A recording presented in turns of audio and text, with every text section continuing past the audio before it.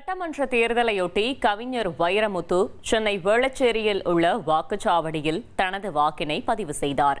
பின்னர் செய்தியாளர்களை சந்தித்த அவர், ஜனநாயக திருவிழாவில் ஜனநாயகம் தொலைந்துவிடக்கூடாது என்று தெரிவித்தார்.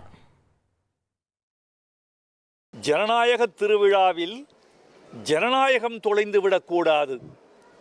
குழந்தையின் பிறந்த நாளில் குழந்தை காணாமல் போவது மாதிரி ஜனநாயக திருவிழாவில் ஜனநாயகம் காணாமல் போய்விடக்கூடாது என்று அறிவுலகம் கருதுகிறது.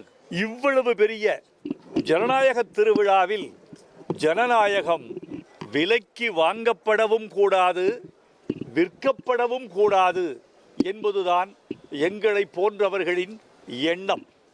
வாக்காளர்கள் விலை போய்விடக்கூடாது, வேட்பாளர்கள் ஜனநாயகத்தை விலைக்கு வாங்கிவிடக்கூடாது. அப்போதுதான் மெய்யான தர்மம், மெய்யான ஜனநாயகம், மெய்யான நீதி, மெய்யான ஆட்சி ஒரு நாட்டில் நிலைபெறும்.